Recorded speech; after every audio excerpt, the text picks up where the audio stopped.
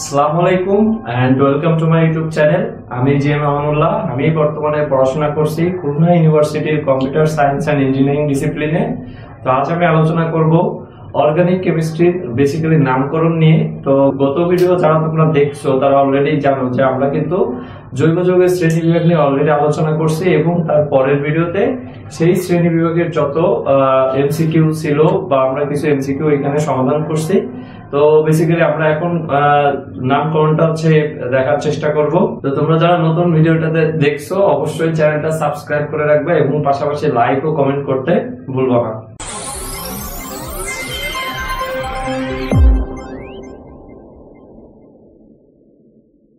ওকে, তো প্রথমে নামকরণ করতে গেলে আমাদের কিন্তু প্রথমে কার্যকারী মূলকটা জানা লাগবে, অর্থাৎ কার্যকারী মূলক যেগুলো আছে এগুলো এই সম্পর্কে কিন্তু আমাদের ধারণা থাকা লাগবে। তো দেখো আমরা কিছু কার্যকারী মূলক এখানে দেখবো, যার সাধারণ সংকেতটাও দেখবো এবং গাঠনিক সংকেত দুটোই একসাথে দেখবো। তো চলো আমরা কিছু সংকেত এখানে দেখি। তো এক নম্বরে আমরা দেখি মোটামুটি অ্যালকোহল দিয়ে শুরু করি। হ্যাঁ, তো প্রথমে আমরা অ্যালকোহলের সংকেতটা দেখি।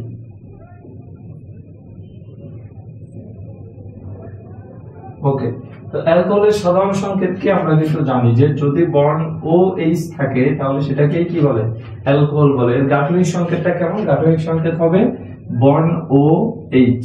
এটা হচ্ছে আমার কি এর গাঠনিক সংকেত। এরপরে আমরা দেখি কার্বক্সিলিক অ্যাসিডটা দেখি। কার্বক্সিলিক অ্যাসিড, ওকে, তাহলে কার্বক্সিলিক অ্যাসিডের সাধারণ সংকেত কি? সাধারণ সংকেত হচ্ছে bond C double O H. এবং এর গাঠনিক সংকেত কি হবে? দেখো গাঠনিক সংকেতে এই যে দুইটা অক্সিজেন আছে, একটা অক্সিজেন উপরে ডাবল বন্ড দ্বারা যুক্ত থাকে এবং আরেকটা কিভাবে যুক্ত থাকে, আরেকটা হচ্ছে এইভাবে সিঙ্গেল বন্ড দ্বারা হাইড্রোজেন আর কার্বনের সাথে যুক্ত থাকে। এরপরে আমরা দেখবো অ্যালডিহাইডের সাধারণ সংকেত ও গাঠনিক সংকেত। তাহলে আমরা অ্যালডিহাইডেরটা একটু দেখে ফেলি। ওকে, অ্যালডিহাইডের সাধারণ সংকেত কি? সেটা হচ্ছে বন্ড CH2। আমরা সবাই জানি এর গাঠনিক সংকেত কি হবে? অক্সিজেনটা উপরে চলে যাবে এবং পাশে হাইড্রোজেনটা চলে আসবে। ওকে, তারপরে যেহেতু অ্যালডিহাইড চলে আসছে তাহলে পাশাপাশি কিটোনটা আমরা একটু দেখে ফেলি। কিটোনের সাধারণ সংকেত কি? Bond CO। এটা হচ্ছে আমার কিটোনের সাধারণ সংকেত। গাঠনিক সংকেতটা কেমন? কার্বনের সাথে অক্সিজেনটা ডাবল বন্ড হিসেবে থাকে। এটা হচ্ছে আমার গাঠনিক সংকেত। ওকে, এরপরে আমরা দেখে ফেলি অ্যাসিড অ্যামাইডের সাধারণ সংকেতটা একটু দেখে ফেলি। অ্যাসিড অ্যামাইড, ওকে, তাহলে অ্যাসিড অ্যামাইডের সাধারণ সংকেত কি হবে? অ্যাসিড অ্যামাইডের সাধারণ সংকেত হবে CONH2, বন্ড CONH2। এর গাঠনিক সংকেত কেমন হবে? গাঠনিক সংকেত হবে হচ্ছে বন্ড CON, তার সাথে দুইটা হাইড্রোজেন যুক্ত থাকবে। এটা হচ্ছে আমার অ্যাসিড অ্যামাইডের সাধারণ সংকেত। আমরা অ্যাসিড অ্যানহাইড্রাইডের সাধারণ সংকেতটা একটু দেখে ফেলি। অ্যাসিড অ্যানহাইড্রাইড, অ্যাসিড অ্যানহাইড্রাইডের সাধারণ সংকেত কি হবে? দেখো সেটা হচ্ছে RCO2O। এটা হচ্ছে আমার সাধারণ সংকেত। এর গাঠনিক সংকেত কেমন হবে? যে আমার এখানে কার্বন থাকবে, তার উপরে একটা অক্সিজেন থাকবে, আবার মাঝখানে একটা অক্সিজেন কার্বন, আবার একটা অক্সিজেন ডাবল বন্ড দ্বারা যুক্ত থাকবে এবং পাশে একটা কি থাকবে? একটা হাত এইভাবে থেকে যাবে। এটা হচ্ছে আমার বেসিক্যালি কি অ্যাসিড অ্যানহাইড্রাইডের সাধারণ গাঠনিক সংকেত। সাধারণ সংকেত এটা, গাঠনিক সংকেত আমরা পাশে লিখে রাখছি। ওকে, এরপরে আমরা কোনটা দেখবো? দেখো এরপরে আমরা দেখবো অ্যামিনের সাধারণ সংকেতটা একটু দেখি। অ্যামিনের সাধারণ সংকেত কি? আমরা জানি বন্ড NH2 এবং এর গাঠনিক সংকেত কি হবে? গাঠনিক সংকেত নাইট্রোজেনের সাথে দুইটা হাইড্রোজেন যুক্ত থাকবে। এটা হচ্ছে আমাদের গাঠনিক সংকেত। ওকে, আমরা অ্যালকিনের সংকেত দেখতে পারি। অ্যালকিন মানে কি? এখানে অবশ্যই ডাবল বন্ড থাকবে এবং তার সাথে কার্বনটা দুইটা কার্বন যুক্ত থাকবে। এইভাবে দুইটা কার্বন যদি যুক্ত থাকে আর ডাবল বন্ড যদি থাকে সেটা হবে অ্যালকিন। এবং এর গাঠনিক স্ট্রাকচার অলমোস্ট সেম, সাধারণ সংকেতের মতোই। পাশাপাশি আমরা অ্যালকাইনের সংকেতটা একটু দেখে ফেলি। অ্যালকাইন, ওকে, তাহলে অ্যালকাইনের সংকেত কি? আমরা জানি যদি ট্রিপল বন্ড থাকে তাহলে সেটা হবে অ্যালকাইনের সংকেত এবং এর গাঠনিক সংকেতটাও সেম একই রকম। এটা হচ্ছে আমার গাঠনিক সংকেত। তো মোটামুটি দেখো এই যতগুলো লিখছি এইগুলো হচ্ছে জানলে আমার কি আমাদের মেইন অর্থাৎ যেগুলো সব থেকে বেশি ব্যবহৃত হয় আমরা কিন্তু সেগুলো দেখে ফেলছি। এর পাশাপাশি কি আছে ছোটখাটো দু একটা থাকলে থাকতে পারে বা নাও থাকতে পারে। এরপরে দেখো যে অ্যালকেনের গাঠনিক সংকেত কি হবে বা সাধারণ সংকেত কি হবে, অ্যালকেনের কার্যকারী মূলকটা কি হবে সেটা কিভাবে বের করবো। অ্যালকেনের কোনো কার্যকারী মূলক হয় না, অ্যালকেনের কোনো কার্যকারী মূলক হয় না, যার জন্য আমরা নিচে রেখে রাখছি অ্যালকেনের নির্দিষ্ট কোনো কার্যকারী মূলক আসলে নেই। তাহলে আমরা হচ্ছে মোটামুটি দেখে ফেললাম যে যত কার্যকারী মূলক আছে তার সাধারণ সংকেতটা আমরা দেখলাম এবং পাশাপাশি গাঠনিক সংকেতটাও কিন্তু আমরা দেখে ফেললাম। এখন আমরা কোথায় যাব, এখন আমরা হচ্ছে নামকরণে চলে যাব। ওকে, তো দেখো নামকরণে কিন্তু আমাদের তিনটা পদ্ধতি আছে। এই তিনটা পদ্ধতির ভিতরে সবথেকে বেশি ব্যবহৃত হয় কোনটা, সেটা হচ্ছে ইউপ্যাক পদ্ধতি। তো আমরা হচ্ছে বেসিক্যালি ইউপ্যাক পদ্ধতিতে যতগুলো যোগ আছে তার সবগুলো যোগেরই নামকরণ দেখার চেষ্টা করব। তো প্রথমে আমরা শুরু করব অ্যালকেনের নামকরণ দিয়ে, এবং এইখানে যতগুলো কনসেপ্ট লেখা আছে এটা শুধু অ্যালকেনের নামকরণে কাজে লাগবে, ব্যাপারটা এরকম না, এটা কিন্তু তোমার প্রতিটা যোগের নামকরণে কাজে লাগবে। তো চলো আমরা স্টেপগুলো একটু জেনে নিই। দেখো প্রথম স্টেপ যেটা সেটা হচ্ছে কি যে প্রথমে তোমার লম্বা শিকল অর্থাৎ প্রধান শিকলটা নির্ণয় করতে হবে। দুই নাম্বারিং হচ্ছে নাম্বারিং করতে হবে। এখন নাম্বারিং এর ক্ষেত্রে কি হবে যে তুমি ওই দিক থেকে নাম্বারিং করবা, যে দিক থেকে নাম্বারিং করলে কি হবে শাখামূলকটা আগে আসবে।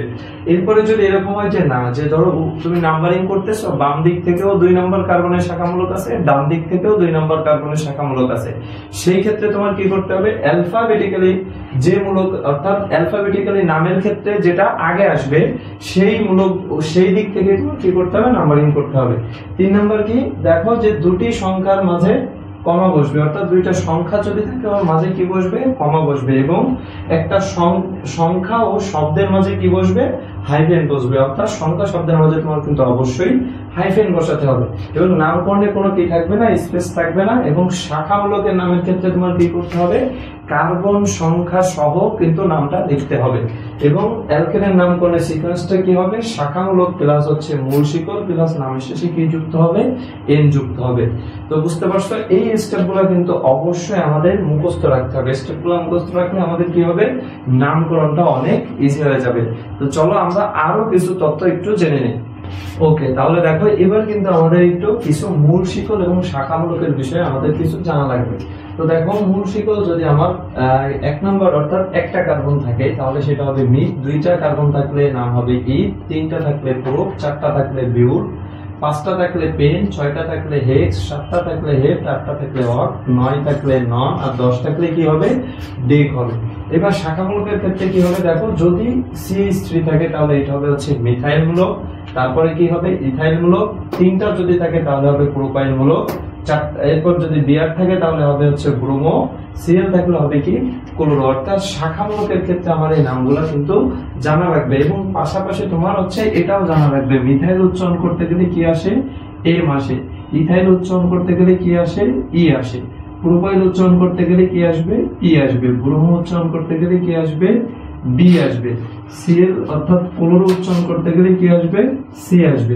তাহলে আমার এই লেটার গুলো কিন্তু মনে রাখতে হবে, অর্থাৎ যখন আমার উভয় দিক থেকে একই কার্বনে থাকবে তখন কিন্তু এই অ্যালফাবেটিক্যালি অর্ডার অনুযায়ী কি ওই দিক থেকে আমার নাম্বারিং করতে হবে। ঠিক আছে, ওকে, তাহলে আমরা হচ্ছে এখন মোটামুটি একটু নামকরণে চলে যাই, আমরা কিছু এক্সাম্পল দেখি।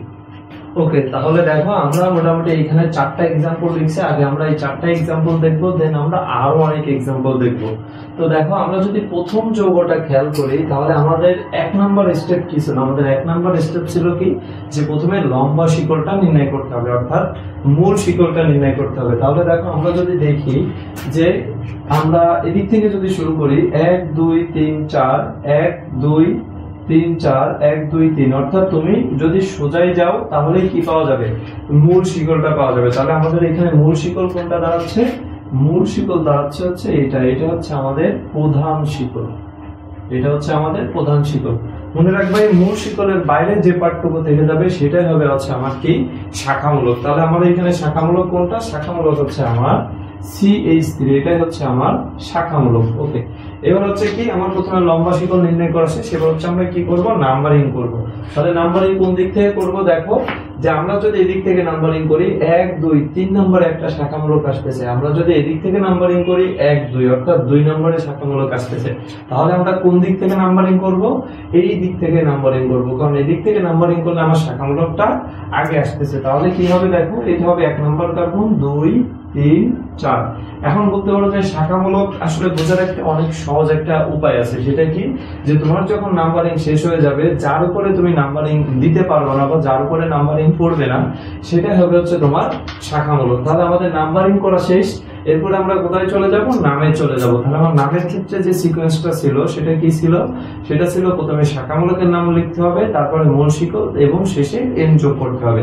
তাহলে আমরা শাখামূলকের নামটা লিখবো। এবং দেখো এখানে আরো একটা কথা লেখা ছিল যে শাখামূলকের নামের ক্ষেত্রে কিন্তু অবশ্যই কার্বন সংখ্যাটা উল্লেখ করতে হবে। তাহলে আমার আলটিমেটলি নামটা কি হবে দেখো, যেহেতু আমার শাখামূলকটা কি মিথাইল, এটা কয় নাম্বার কার্বনে আছে? 2 নাম্বার কার্বনে আছে, তাহলে এটা আমরা লিখে দিব 2 মিথাইল, 2 মিথাইল। ওকে, এখন দেখো আরো একটা কথা ওর ভিতরে আমি লিখছিলাম, সেটা কি ছিল, যে আমার যখন একটা সংখ্যা আর একটা শব্দ থাকবে, তার মাঝে কিন্তু অবশ্যই আমার কি বসাতে হবে? হাইফেন বসাতে হবে। তাহলে 2 মিথাইল লিখলাম, আমার শাখামূলকের নাম শেষ, এবার কি করতে হবে? মূল শিকলের নাম লিখতে হবে। যেহেতু মূল শিকল 4 কার্বন, তাহলে এটা কি হবে? এটার নাম হয়ে যাবে বিউট। ওকে, তাহলে এটার নাম হয়ে যাবে কি? বিউট। এবং শেষে একটা কি যুক্ত হবে? এন যুক্ত হবে। তাহলে বিউটের সাথে তুমি যদি এন যুক্ত করো, সেটা কি হয়ে যাবে? বিউটেন হয়ে যাবে। তাহলে এটার নাম দাঁড়ালো 2 মিথাইল বিউটেন। এবং দেখো আরো একটা কথা আমি লিখে রাখছিলাম, যে নামকরণের মাঝে কিন্তু কোনো স্পেস থাকতে পারবে না। আমি দেখো কিন্তু কোনো স্পেস দিই নাই। তাহলে আসো আমরা পরের যৌগটা একটু নামকরণ দেখি। এইখানে দেখো আমরা যদি শাখামূলক খোঁজার চেষ্টা করি, তাহলে প্রধান শিকলটা আমাদের আগে বের করতে হবে। তাহলে আমরা যদি দেখি 1 2 3 1 2 3 4 5, এখানে কি ইথাইল মূলক মানে কি? আসলে এখানে কিন্তু আমার 2টা কার্বন আছে, অর্থাৎ এটা যদি আমি একটু ভেঙে লিখি, তাহলে এটা হবে এরকম CH2 CH3। ওকে, আচ্ছা ঠিক আছে। এখন আমরা দেখি তাহলে প্রধান মূলক কোনটা হবে। তাহলে আমরা যদি এদিক থেকে যাই 1 2 3 4 5, 1 2 3 4 5, 1 2 3 4 5, অর্থাৎ এদিক থেকে গেলেও 5টা আসবে, এদিক থেকে গেলেও 5টা আসবে। কিন্তু দেখো তুমি যদি এদিক থেকে এই 5টা, অর্থাৎ এইটা যদি তুমি মেইন শিকল বানায় ফেলো, তাহলে এই পাশে যে যৌগটা থাকবে এটার নামকরণ করতে তোমার কিন্তু সমস্যা হবে, তুমি চাইলেও এটার নামকরণ করতে পারবে না। এজন্য অবশ্যই আমাদের কি করা লাগবে? এই শিকলটাকে হচ্ছে আমাদের প্রধান শিকল ধরা লাগবে। তাহলে আমরা প্রধান শিকল বের করে ফেললাম। এবার হচ্ছে আমাদের কাজকে 2 নাম্বার স্টেপ হচ্ছে নাম্বারিং করতে হবে। তাহলে দেখো আমার নাম্বারিং করার ক্ষেত্রে আমি কোন দিক থেকে যাব? দেখো এদিক থেকে যদি নাম্বারিং করি 1 2 3, এদিক থেকে নাম্বারিং করলে 1 2, তাহলে আমার বাম দিক থেকে নাম্বারিং করলে কিন্তু আগে আসতেছে, যার জন্য আমরা কি করব? এদিক থেকে নাম্বারিং করব। তাহলে এটা 1 number 2 number 3 number 4 number 5 number numbering করলাম। এবার দেখো যার উপরে নাম্বারিং পড়ে নাই, আসলে সেটাই কিন্তু আমাদের শাখামূলক। তাহলে এখানে আমরা কয়টা শাখামূলক পাচ্ছি? এই একটা শাখামূলক পাচ্ছি এবং এই আরেকটা শাখামূলক পাচ্ছি। আমরা কিন্তু 2টা শাখামূলক পাইছি। এবং মনে রাখবা যে শাখামূলক পাওয়ার সাথে সাথে অবশ্যই তুমি ওর নামের প্রথম লেটারটা লিখে রাখবা। অর্থাৎ মিথাইল মূলক লিখতে গেলে প্রথমে কি আসবে? এম আসবে। ইথাইল মূলক লিখতে গেলে প্রথমে কি আসবে? ই আসবে। এটা যদি তুমি লেখো তাহলে কি হবে? তোমার নামকরণে আসলে কোনো ভুল হওয়ার কোনো সম্ভাবনাই থাকবে না। তাহলে আসো আমরা এবার হচ্ছে নামকরণটা করে ফেলি। তাহলে দেখো মিথাইল আর হচ্ছে ইথাইল কোনটা আগে আসতেছে? এম আগে আসবে নাকি ই আগে আসবে? অবশ্যই ই আগে আসবে। তাহলে ই যদি আগে আসে তাহলে ওইটার নাম আমার আগে লিখতে হবে। এখন কথা হচ্ছে ইথাইল মূলকটা 3 নাম্বার কার্বনে আছে, তাহলে কি লিখবো? 3 ইথাইল।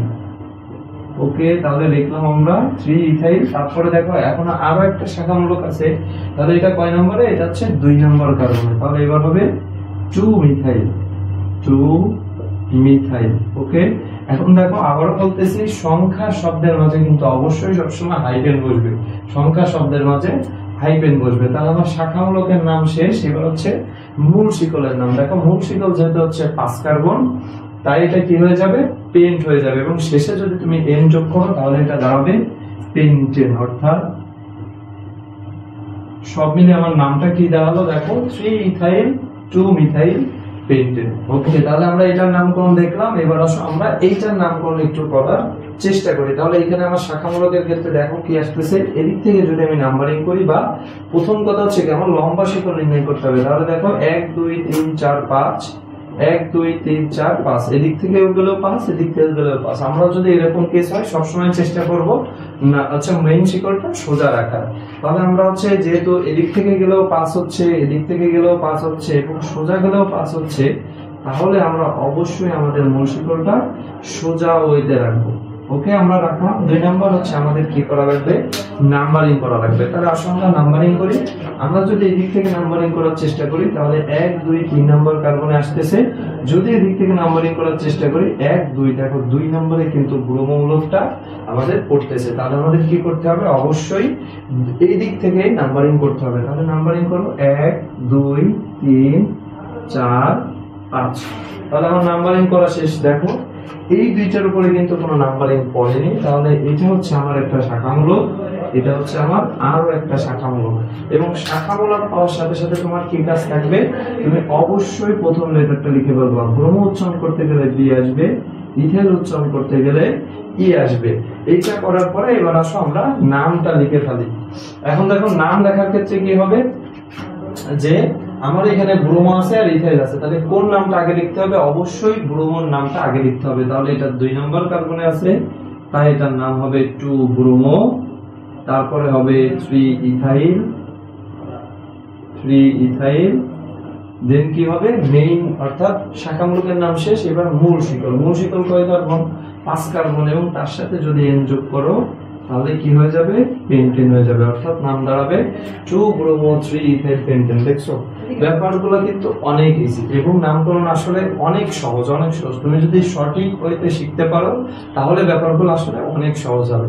তাহলে আসো আমরা এই নামটা একটু দেখে ফেলি। তো দুই পাশে দুইটা ব্রোমিন একই কার্বনে আছে, তখন আমাদের কি করা উচিত ছিল, আমাদের উচিত ছিল অ্যালফাবেটিক্যালি এগোনো। কিন্তু দেখো ব্রোমো উচ্চারণ করতে গেলে তোমার কিন্তু বি আসবে, এই ব্রোমো উচ্চারণ করতে গেলেও বি আসবে। দুইটাই যেহেতু বি, দুইটাই যেহেতু একই, তাহলে কিন্তু আমরা এই দুইটা দেখে আসলে নাম্বারিং কোন দিক থেকে করব বলতে পারবো না। এই জন্যই কিন্তু আমরা পরের শাখামূলকটা বেছে নিয়েছি। তাহলে দেখো এদিক থেকে করলে আমার 3 নম্বরে, এদিক থেকে করলে 4 নম্বরে। তাহলে অবশ্যই আমরা কোন দিক থেকে করব, এই দিক থেকে করব। 1 2 3 4 5 6 আমাদের নাম্বারিং করা শেষ। এখন দেখো কার কার উপর নাম্বারিং হয়নি, এটার উপরে নাম্বারিং হয়নি, তাহলে এটা একটা শাখামূলক। এটার উপরে নাম্বারিং হয়নি, তাহলে এটা আরেকটা শাখামূলক। এইটার উপরে নাম্বারিং হয়নি, তাহলে এইটা আরেকটা শাখামূলক। ওকে, তাহলে আমরা হচ্ছে কি করব, এখন নামটা করে ফেলবো।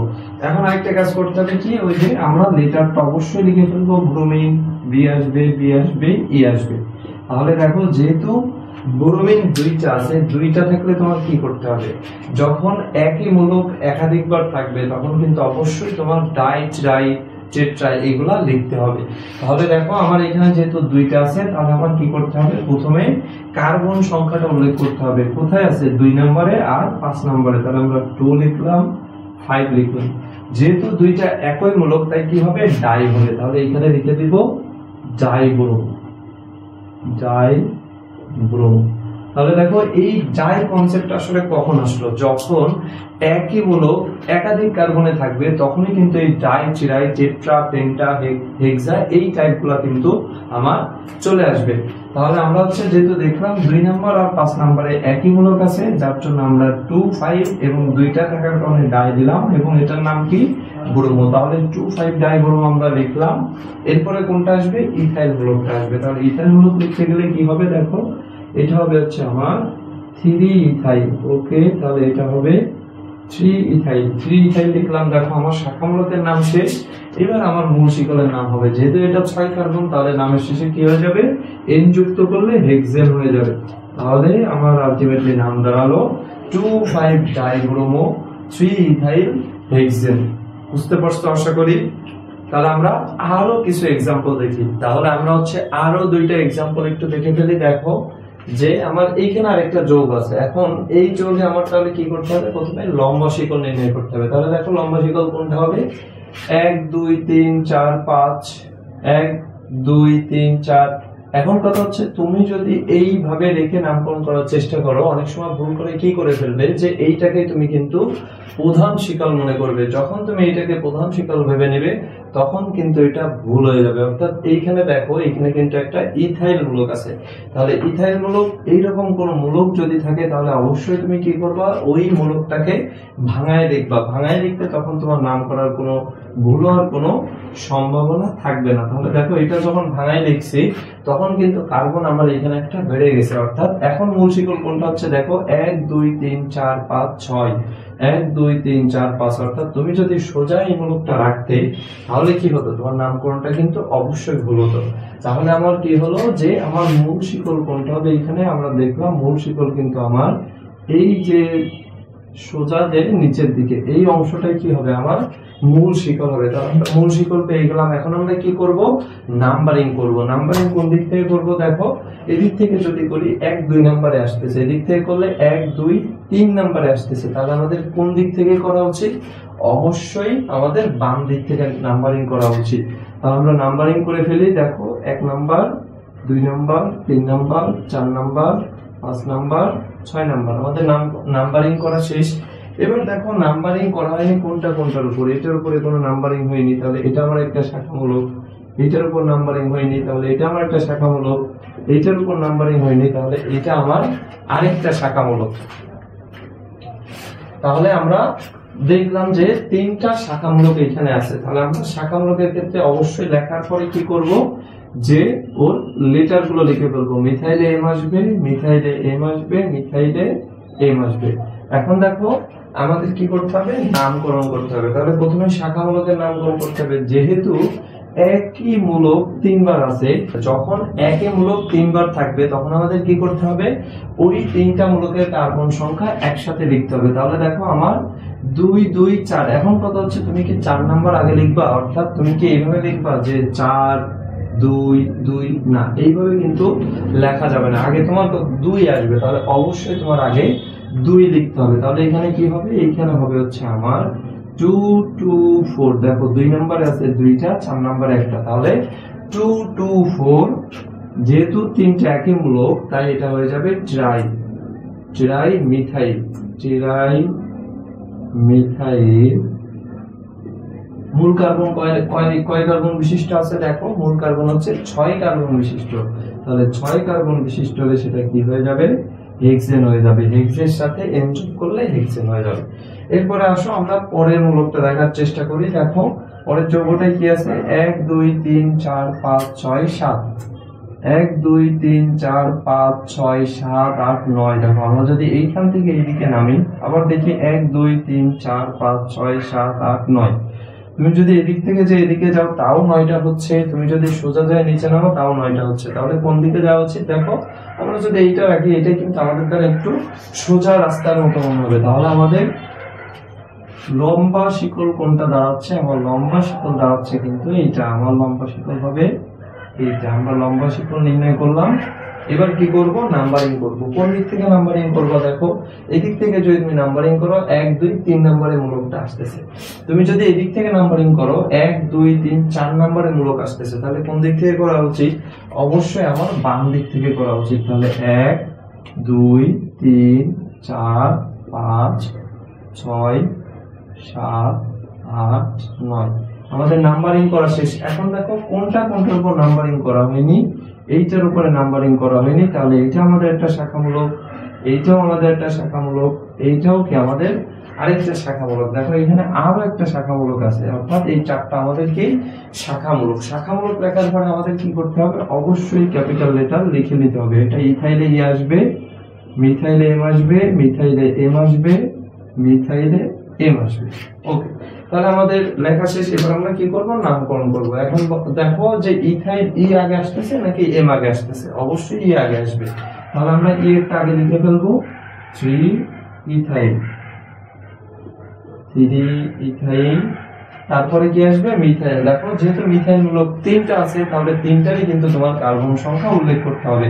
তাহলে আগে হবে 4, তারপরে 5, তারপরে কি 6। তাহলে আমরা লিখলাম 4 5 6। এখন দেখো ওই যে আমরা শুরুতে দেখছিলাম দুটি সংখ্যার মাঝে কি বসবে, কমা বসবে, এবং সংখ্যা ও শব্দের মাঝে অবশ্যই কিন্তু হাইফেন বসবে। তাহলে আমরা 3টে লেখার পরে যেহেতু 3টা একই মূলক আছে, তাই এখানেও কি হবে, ট্রাই হবে। তাহলে ট্রাই মিথাইল ট্রাইমিথাইল। আর কি হবে দেখো, মূল কার্বন যেহেতু হচ্ছে আমার 9 কার্বন বিশিষ্ট, তাই এটা কি হয়ে যাবে, নন যোগ এন, অর্থাৎ এটা হয়ে যাবে নন এন। তাহলে আমাদের যৌগটার নাম কি দাঁড়ালো, 3 ইথাইল 4,5,6 ট্রাইমিথাইল নন এন। আশা করি তোমরা এটাও বুঝতে পারছো। আমরা আর একটা থেকে দুইটা আরো কিছু এক্সাম্পল দেখব। আচ্ছা দেখো, তাহলে আমরা আরো একটা উদাহরণ একটু দেখে ফেলি। এই উদাহরণে আচ্ছা, এই যৌগের আমার প্রথমে কি করতে হবে, লম্বা শিকল নির্ণয় করতে হবে। লম্বা শিকল কোনটা হবে দেখো, 1 2 3 4 5 6 7 8 9 10, অর্থাৎ আমার কিন্তু এটাই হবে কি লম্বা শিকল। আমরা কিন্তু একবারে দেখতেছি সোজা ওয়েতেই আছে, তাহলে এটাই হবে আমার কি, এটাই হবে আমার লম্বা শিকল। লম্বা শিকল হয়ে গেলে এখন আমাদের কি করতে হবে, এখন আমাদের করতে হবে নাম্বারিং। নাম্বারিং আমরা কোন দিক থেকে করব দেখো, যে আমরা যদি এদিক থেকে নাম্বারিং করি 1 2 2 নম্বরে আসতেছে, এদিক থেকে করলে 1 2 2 নম্বরে আসতেছে। যেহেতু এটাও মিথাইল মূলক, এটাও মিথাইল মূলক, তাহলে দুইটা একই মূলক যখন থাকবে উভয় দিক থেকে, তখন কিন্তু আমরা এই মূলক দেখে আসলে বলতে পারবো না কোন দিক থেকে নাম্বারিং করতে হবে। তাহলে আমরা তারপরে যাই, দেখো 1 2 এটা তো বাদ, তাহলে 3 নম্বরে এখানে একটা মূলক আসতেছে, এদিক থেকে 1 2 3 নম্বরে মূলক নাই। তাহলে আমাদের কোন দিক থেকে করা উচিত, অবশ্যই আমাদের এই বাম দিক থেকে করা উচিত। আমাদের আর যাওয়ার কোনো প্রয়োজন নেই, কারণ এদিক থেকে গেলে আমাদের 4 নম্বরে আসবে, এদিক থেকে গেলে আমার 3 নম্বরে আসবে। তাই আমরা কি করব, এদিক থেকেই নাম্বারিং করব। তাহলে কি হবে দেখো, এটা 1 নম্বর 2 নম্বর 3 নম্বর 4 নম্বর 5 6 7 8 9 10। ওকে, তাহলে আমরা 10টা নাম্বারিং করে ফেললাম। এখন দেখো যে এই যৌগগুলো কিন্তু আমার এই মূলকগুলো নাম্বারিং হয়ে নিতে হবে, মানে এটা একটা শাখামূলক, এটা একটা শাখামূলক, এটা একটা শাখামূলক, এটা একটা শাখামূলক, এটা একটা শাখামূলক, এটা আরেকটা শাখামূলক।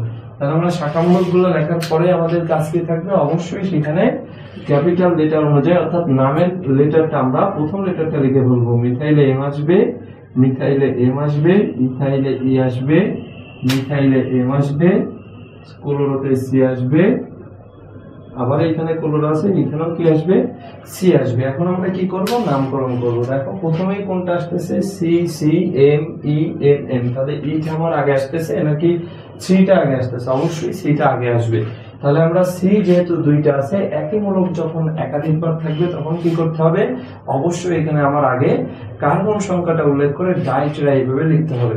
তাহলে আমার প্রথম কত হবে 3, তারপরে কি 7। তাহলে আমরা লিখি 3 7 ডাই ক্লোরো, 3 7 ডাই ক্লোরো। ওকে, আমরা লিখলাম 3 7 ডাই ক্লোরো।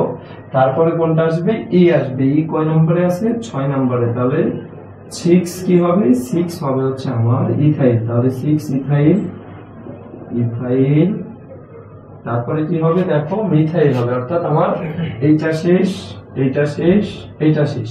এখন আমার হচ্ছে কি এই তিনটা যেহেতু একই মূলক, তাহলে আমার কি করতে হবে, কার্বন সংখ্যা উল্লেখ করতে হবে 2 4 9। তাহলে আমরা লিখে ফেলি 2 4 9, 2 4 9। যেহেতু তিনটা একই মূলক, তাই কি হবে, ট্রাই হবে। তাহলে ট্রাই মিথাইল, ট্রাই মিথাইল কি হবে, ট্রাই মিথাইল লেখা শেষ। দেখো সবগুলোর কিন্তু আমরা শাখামূলকের নাম লিখে ফেলছি। তাহলে আমার মূল যে শিকল, অর্থাৎ কার্বন কয়টা আছে, 10টা। 10 হলে হয় কে, তার সাথে এন যোগ করলে হয়ে যাবে জেকে। তাহলে আমার যৌগটার নাম কি দাঁড়াচ্ছে দেখো, 3 7 ডাইক্লোরো 6 ইথাইল 2 4 9 ট্রাইমিথাইল জেকে। ওকে, তাহলে আশা করি তোমরা এটা বুঝতে পারছো। এখন আমরা দেখব কি, যে আমার যদি অ্যালকেন কি হয়, চাকরিক হয়, অ্যালকেন যদি চাকরিক হয় সেক্ষেত্রে আমার নামকরণটা কেমন হবে, আমরা সেই জিনিসটা একটু দেখি। দেখো যে 3 কার্বন বিশিষ্ট যদি আমার অ্যালকেন থাকে এবং সেটা যদি চাকরিক হয়, তাহলে দেখো সবই সিঙ্গেল বন্ড, মানে কি এটা অবশ্যই অ্যালকেন যৌগ।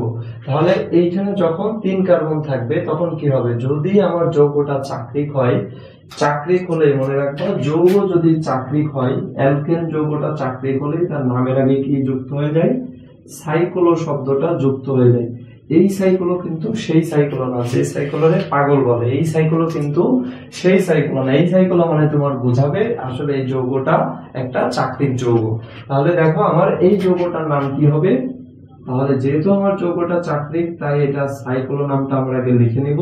এবং যেহেতু 3 কার্বন থাকলে নাম কি হয়, প্রোপেন হয়। তাহলে এটা হবে সাইক্লো প্রোপেন। ওকে,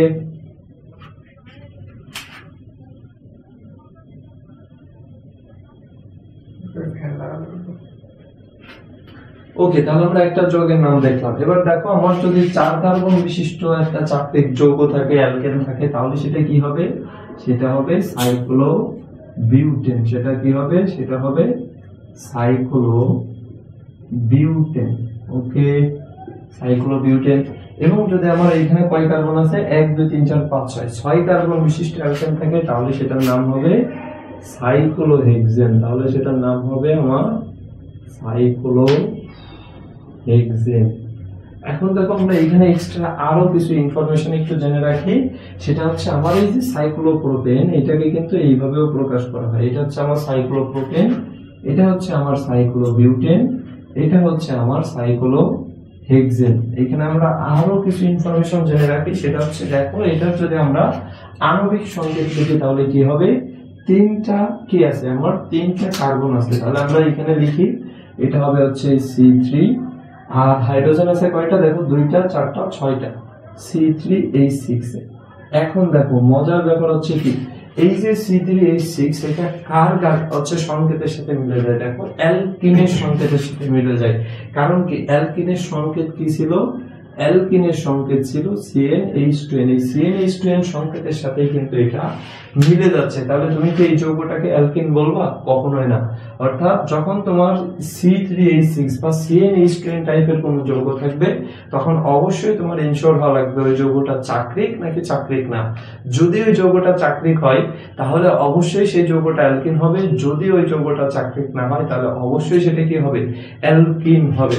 তাহলে দেখো, এই যৌগটাও যদি আমরা লিখি 1 2 3 4, তাহলে এটা হচ্ছে C4 এবং হাইড্রোজেন আছে কয়টা? 2 4 6 8 8টা। তাহলে দেখো, আমার যদি চাক্রিক যৌগ হয়, চাক্রিক যৌগের আণবিক সংকেত কিন্তু তোমার কিছুটা কিসের মতো? অবশ্যই কিন্তু অ্যালকিনের মতো। তাহলে আমরা কিভাবে বুঝবো চাক্রিক? চাক্রিক হলে কিন্তু অবশ্যই আমার বলে দেওয়া থাকবে যে যৌগটা চাক্রিক। তাহলে আমরা অবশ্যই মাথায় রাখবো যে যখন আমরা CnH2n অর্থাৎ এই ধরনের সংকেত দেখবো, তখন আমরা ইনশিওর করব ওই যৌগটা চাক্রিক নাকি চাক্রিক না। যদি চাক্রিক হয় তাহলে সেটা হবে অ্যালকেন, যদি চাক্রিক না হয় তাহলে সেটা কি হয়ে যাবে? সেটা হয়ে যাবে অ্যালকেন।